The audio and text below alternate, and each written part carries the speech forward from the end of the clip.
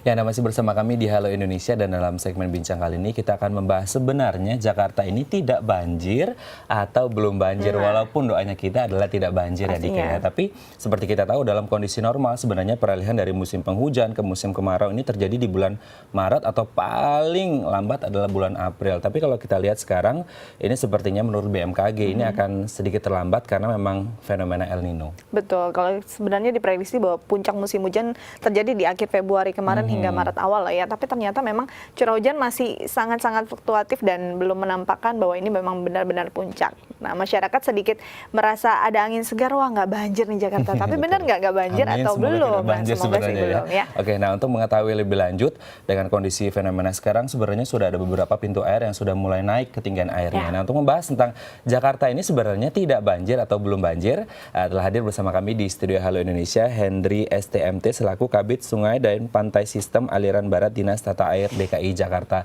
Namun sebelum kita berbincang dengan beliau, kita saksikan dulu tayangan berikut. Dalam kondisi normal, peralihan musim penghujan ke musim kemarau di Indonesia umumnya terjadi pada bulan Maret hingga April.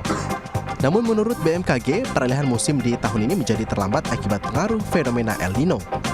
Pada minggu pertama bulan Maret, ketinggian air di pintu Bendung Katulampa Bogor sempat tercatat naik hingga mencapai level siaga 2 dan ketinggian air mencapai 210 cm. Sementara itu di pintu air Manggarai juga terpantau ikut naik menjadi level 3 dengan ketinggian di atas 750 cm. Kenaikan muka air ini disebabkan oleh curah hujan yang turun di wilayah puncak Bogor masih terjadi dengan intensitas cukup tinggi. Akibat kenaikan muka air tersebut di wilayah bantaran Kali Ciliwung, Cawang, Jakarta Timur terendam banjir hingga mencapai 1 meter lebih. Kondisi ini tentu mengkhawatirkan masyarakat di ibu kota Jakarta lainnya, di mana ketika Bendung Katulampa mencapai level siaga 1, maka dapat dipastikan sebagai wilayah Jakarta seperti Cililitan, Setiabudi, dan Manggarai dapat tergenang air. Sehingga kesiapan petugas dinas tata air sangat dibutuhkan untuk memberikan peringatan dini ketika benar akan datangnya banjir di ibu kota. Ya, intinya memang harus waspada karena yang namanya fenomena alam tidak ada yang tahu. Betul. Oke, kita langsung sapa ke Pak Hendry. Halo Pak Hendry, selamat datang di Halo Indonesia. Selamat pagi, selamat datang di Halo Indonesia. Oke, Pak Hendry, ini kalau kita lihat di pintu air Katulampa Bogor sudah naik menjadi level siaga 2 dengan ketinggian air 210 cm. Sementara di pintu air Manggarai sudah masuk level 3 dengan ketinggian di atas 750 cm. Nah, yang menjadi pertanyaan adalah ini sudah siap belum nih petugas air untuk menjaga yang tiba-tiba naik airnya? Ya, baiklah. Jadi begini. Jakarta ini ada 3 titik pantauan yang perlu kita perhatikan, yaitu hujan di hulu, hujan lokal, maupun pasang laut atau rob.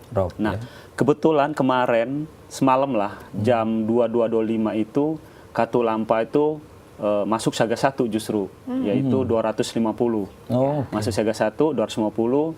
Terus sekitar jam dia alirannya ke Depok, kita punya posko juga di sana Depok itu sekitar jam 2 pagi. Nah sekarang mungkin berlahan masuk ke Jakarta. Udah siaga 1 juga Depok masuk ke Jakarta. Nah dalam rangka hulu ini kita ada pos jaga kita selalu pakai memberitahuan kepada orang Jakarta itu kita namakan early warning system gitu. Jadi perkiraan sekitar 9 jam baru nyampe ke Jakarta. Nah ini adalah sistem inilah yang dikasih tahu kepada masyarakat yang akan terkena banjir. Ini sudah berjalan, jadi masyarakat sekitar dasnya Ciliwung ini udah tahu sebenarnya, siap-siap untuk pindah. Terus untuk Jakarta lokal kebetulan tadi pagi kita harap cemas, ternyata hujannya nggak berhenti, hanya pagi aja, mungkin sekarang udah berhenti, sehingga tidak menambah beban lagi terhadap aliran sungai itu. Tapi di rob nih kalau saya lihat data itu mulai naik juga nih pasangnya. Ini yang agak udah masuk siaga 3 juga di rob nih. Tadi saya lihat data sekitar jam 9-an tadi.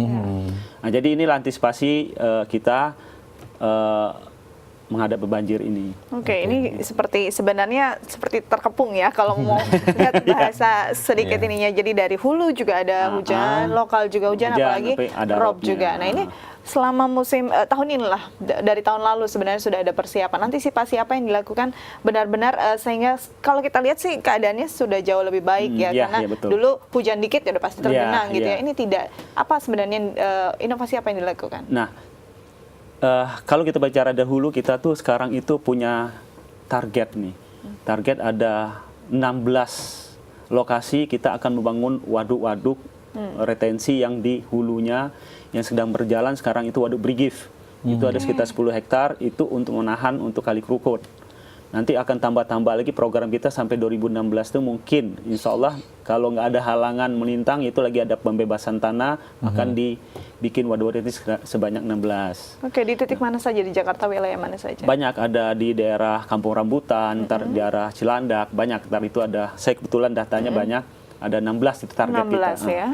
Terus ke masuk Jakartanya kita akan menormalisasi banyak kali-kali besarnya maupun PHB-nya atau kali saluran yang sekarang disebutin mungkin saluran ada gorong-gorong itu kita selalu berlanjut untuk membenahi semuanya.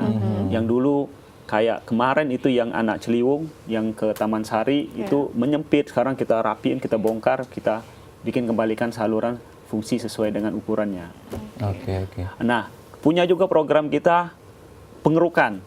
Kita lagi juga dalam tahun 2015 sampai 2016 kita rutin mengeruk kali-kali yang sifatnya yang udah banyak lumpur, perapian semuanya. Dan juga kita punya program ini yang di lautnya itu kita lagi ada namanya kerjasama dengan Kementerian PU. Itu lagi bangun NCICD. Jadi tanggul yang kita namain +5, tanggul cukup tinggi untuk menahan apabila terjadi rob tadi. Oke, jadi memang sudah sangat-sangat diantisipasi ya. Kalau kita lihat, memang keberadaan tanggul di Jakarta ini sangat penting ya Pak Henry. Iya, nah kemudian antisipasi apa saja yang sudah dilakukan selama ini untuk menanggulangi supaya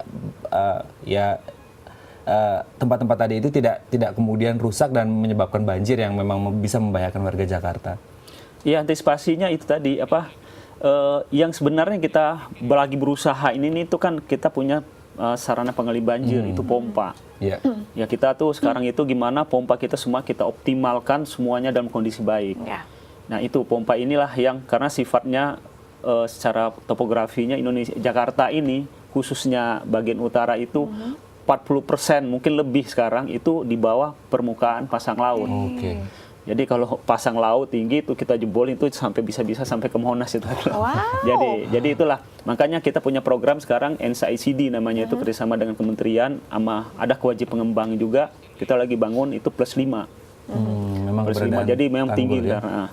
Oke, dan ini sebenarnya ini mungkin dilihat banyak hal yang bisa dilakukan, tapi memang butuh waktu juga dan panjangnya. Nah, selama penantian ini apakah masih ada potensi banjir? Kita akan bahas setelah jeda berikut. Tetap bersama kami di Halo Indonesia.